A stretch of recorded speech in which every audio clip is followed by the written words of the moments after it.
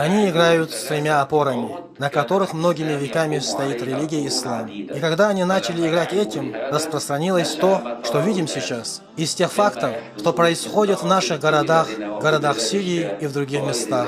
Вчера один из мусульман взорвал себя в мечети, чтобы убить одного из хороших авлия Аллаха и известного ученого из числа мусульманских ученых.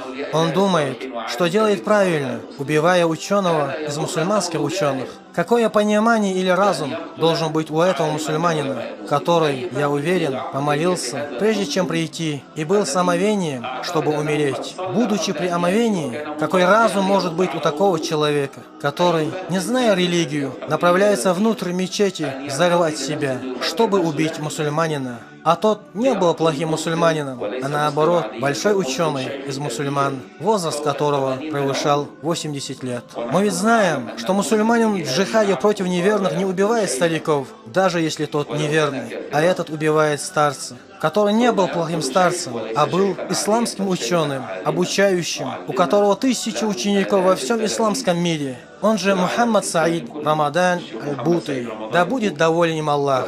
Какое понимание может быть у такого человека, что он пришел к такому? Поистине, они играют на трех опорах, на которых и стоит ислам. Черпание знаний у знающих.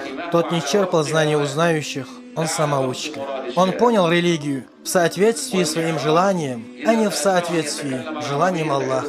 Синтаксис. Если ты попросишь его поговорить на арабском, ты увидишь, как он говорит неправильно. Его неправильное понимание арабского языка. Даже если он читает Коран, он делает паузы на каждом аяте не менее 10 раз. Он даже не знает арабского языка, чтобы понять текст на арабском. Хотя бы даже для понятия общего смысла текста. Тогда что он делает своим непродуктивным пониманием? Понимая в соответствии с своим непродуктивным желанием, не приобретя знаний от знающего ученого. При всем этом он бродит, как заблудившееся животное, говоря людям про Коран и Сунну, в то время, как он сам является очень далеким от Корана и Сунны. Если бы все это не было именно так, то не было бы и смут.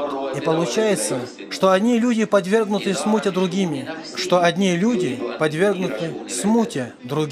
И ты увидишь его говорящим на общественные темы, в то время, когда он не знает правильное даже для самого себя, а он пытается руководить делами других. Он потерпел неудачу в управлении своей жизнью и телом, пытается руководить делами других.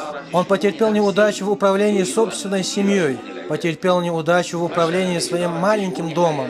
Он берется решать дела государства. Твоя обязанность, он мусульманин, еще раз вернуться к здравому смыслу, к религиозно-грамотной речи и очистить свое сердце от мирского, чтобы правильно понимать желаемое посланника Аллаха, да благословит его Аллах и приветствует, в соответствии с желаемым Аллаха и его посланника, да благословит его Аллах и приветствует. И ты не подвергнешься смутам во времена распространения смут.